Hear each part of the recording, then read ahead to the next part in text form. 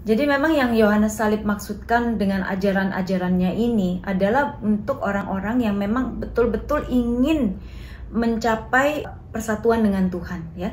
Jadi jalannya ini diajarin. Kamu kalau mau nyampe pada persatuan dengan Tuhan, nyampe pada kekudusan itu, kamu nggak bisa mencarinya di dalam ciptaan gitu loh. Tetapi betul-betul hanya dalam iman. Karena segala makhluk apapun itu tidak ada samanya dengan Tuhan gitu loh. Jadi kamu akan kecewa kalau kamu mau mencari apa yang sempurna itu di dalam orang, di dalam apa yang dunia ini, nggak ada. Karena hanya iman itu adalah sarana paling dekat untuk nyampe pada Tuhan. Makanya kita tahu banyak orang yang tidak pernah bahasa roh, orang yang tidak pernah dapat nubuat, tidak pernah mengerti itu apa namanya sabda pengetahuan, tidak mengerti vision, tapi dia itu betul-betul percaya dengan iman yang sangat sederhana tetapi kuat misalnya. Dia bisa sampai pada kekudusan yang tinggi juga. Itu. Tapi biasanya kalau kita udah masuk dalam doa yang mendalam, kita biasanya juga mendapatkan banyak hiburan rohani dan seterusnya.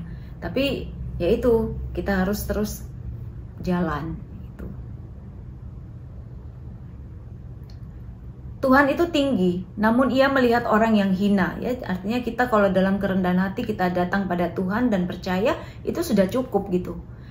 Dan mengenal orang yang sombong dari jauh. Tapi orang yang malahan bilang, wah aku nih hebat, aku pelayanannya gini gitu. Mungkin kita nggak pernah sampai pada kekudusan yang setinggi orang yang datang pada Tuhan nggak punya apa-apa, hanya percaya gitu. Manusia tak memiliki kemampuan memadai untuk mengenal Allah secara jelas. Kita hanya bisa menangkap samar-samar sekali. Makanya kadang-kadang ketika semua digelapkan, itu yang nanti kita baca dalam malam gelap, disitulah baru kita mungkin mendapatkan terang yang lebih besar untuk mengenal Allah. Ibaratnya mungkin orang buta itu bisa punya feeling yang lebih tajam daripada orang yang melihat, misalnya gitu ya. Demikian juga ketika kita secara itu kita shut down segala daya-daya jiwa, mungkin disitulah baru kita bisa mengenal Allah yang sesungguhnya. Karena kita nggak mengkonsepkan sendiri Allah itu menurut pikiran kita. Karena Allah itu jauh lebih besar dari pikiran kita, intinya kan di situ. Jadi Allah itu nggak bisa disamakan dengan siapapun. Nah kalau kita mau mengenal Allah ya kita jangan punya konsep lah tentang Allah, intinya gitu. Kita dibersihkan dari segala hal-hal yang kita tahu selama ini gitu. Makanya ini kadang-kadang membuat kita frustrasi juga ya Kak. Jadi jangan terlalu khawatir juga kalau kita bingung, dan jangan bingung juga kalau kita nggak tahu apa-apa. Intinya gitu, jalan aja terus. Jadi ingatan, budi, kehendak itu dibersihkan semua. Jadi selama ini kalau kita mendapatkan pengajaran itu bagus untuk memberikan kita dasar. Tapi pada suatu ketika mungkin ada hal-hal yang melampaui apa yang bisa kita mengerti dan kita pikirkan. Nah di situ pun kita jangan kecil hati, jangan takut, jalan terus. Karena Tuhan membimbing kita dengan cinta. Yang penting kita mencintai Tuhan, kita cari Tuhan, kita percaya bahwa Tuhan menyertai. Ya. Nah juga dalam budi, dengan ide-ide kita nggak bisa mengerti Allah seperti apa kehendaknya Dia, kadang-kadang begitu sulit dipahami.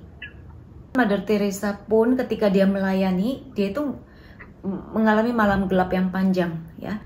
Dia bahkan berjalan hanya dalam iman hari demi hari gitu.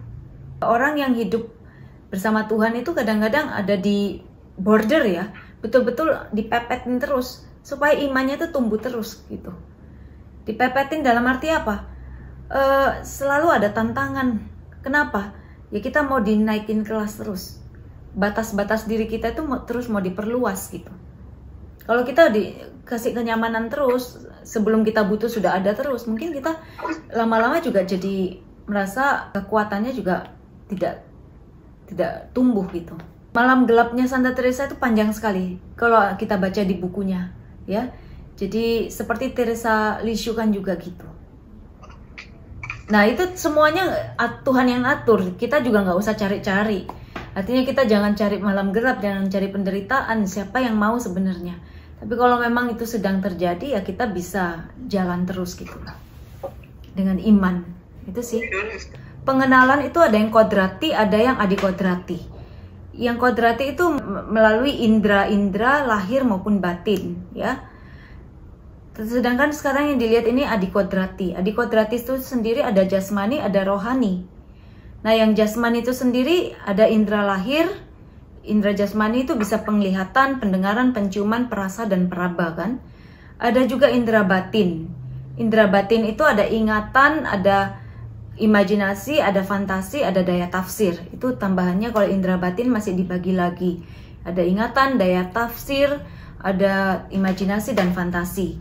Nah, sedangkan yang bagian rohani, ya, bagian rohani itu ada yang khusus, ada yang samar-samar. Yang khusus itu kita mendapat visi, wahyu, sabda, rasa rohani. Sedangkan yang samar-samar itu gelap dan umum, kontemplasi. Nah, ini yang aman. Yang samar-samar ini, yang bagian bawah itulah yang boleh kita nikmati, boleh kita terima. Sedangkan yang khusus, yang jelas, seperti wahyu, visi, sabda, rasa rohani, kita syukuri, kita terima, tapi jangan terlalu melekat. Kalaupun kita tolak nggak apa-apa, itu sudah efeknya buat kita sudah ada. Seperti kalau bungkus itu, bungkusnya kita tolak, isinya sudah masuk langsung ke dalam jiwa. Seperti itu. Apakah bisa dipahami ini? Vision, wahyu, sabda. Jadi kalau Anda doa, misalnya mendapat sabda yang kita bisa dengar ataupun kita dengar dalam batin tapi jelas, itu kita syukuri, kita terima, ya. Kita tolak juga nggak apa-apa. Jadi kita nggak usah bingung, terlalu bingung ini dari setan atau dari Tuhan atau dari pikiranku. Nggak usah bermain-main di situ terlalu lama. Tapi kalau efeknya membawa damai buat kita, kita syukuri aja. Tapi nggak usah kita ingat-ingat lagi, kita jalan terus. Tapi kalau yang samar-samar, misalnya kita doa, kita nggak mikir apa-apa, kita nggak melihat apa-apa, kita nggak dengar apa-apa, tapi kita langsung mengalami sentuhan dalam hati kita, damai, kita syukuri, dan kita bisa menikmati itu. Itu yang paling aman. Itulah yang disebut kontemplasi. Kalau Anda nggak terlalu mengerti, nggak apa-apa. Yang penting Anda tahu, kalau ada orang bilang, tadi aku doa, aku lihat tuh bahwa gunung ini akan meletus atau ini ada pesawat ini. Itu bisa aja ada orang yang mendapatkan karena doa syafaat, mendapatkan vision seperti itu ya. Sekali lagi itu berguna, tetapi ada bahaya, intinya gitu. Bahaya jatuh dalam kesombongan, bisa juga kalau orangnya belum matang gitu ya. Tapi kalau kita semua mendapatkan yang samar-samar ini, tenang aja, kita bersyukur. Itu sangat membantu kita gitu. Ya, pengenalan adikodrati pada indera jasmani, penglihatan dan lain sebagainya, bisa mencium, bisa bau-bau. Ada orang yang bilang sering dapat bau kembang dan lain sebagainya ya. Itu semua bermanfaat. Tapi jangan sekali-kali megang itu bahwa aku ini sudah hebat dapat ini gitu. Lain kali aku pasti dapat lagi. Nah, itu nggak boleh gitu loh. Nggak baik buat kita. Kita bisa berjatuh dalam kesombongan. Ya. Jangan sekali-sekali berpegang pada hal-hal tersebut. Ya, ini karena apa? Karena kalau kita terlalu mencari dan berpegang pada itu, bisa tertipu oleh setan dan menghambat kita dalam maju terus. Semakin hal itu jasmani, semakin bisa dilihat, semakin bisa dicium, semakin bisa didengar, semakin kurang menguntungkan bagi batin kita. Jangan berpegang karena bisa jadi sombong, intinya itu. Lanjutannya ya.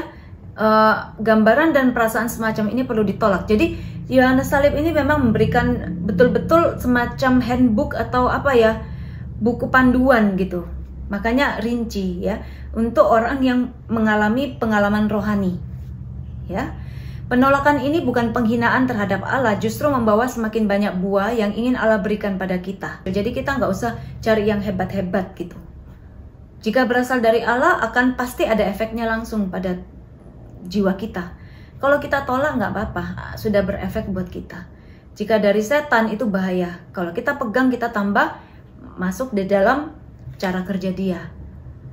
Kalau diterima menimbulkan apa? Iman bisa berkurang. Kita bilang, oh aku sudah tahu pasti ini, besok seperti ini dan seterusnya. Itu kita nggak lagi berpegang pada Tuhan toh, tapi pada diri sendiri. Kita udah tahu gitu lah sepertinya. Jadi ini juga menghalangi roh bergerak menuju yang tak kelihatan. Padahal Allah itu jauh lebih besar daripada semua yang bisa kita lihat. Kalau kita posesif terhadap komunikasi-komunikasi batin tersebut, maka kita nggak menyangkal diri lagi. Kita bisa menikmati di situ dan kita nggak maju terus. Ya, semangat batin juga yang ditimbulkan seharusnya kita semakin mengarah pada Tuhan, akhirnya kita mengarah pada diri sendiri, mengarah pada ingin mendapatkan lagi visi-visi seperti itu.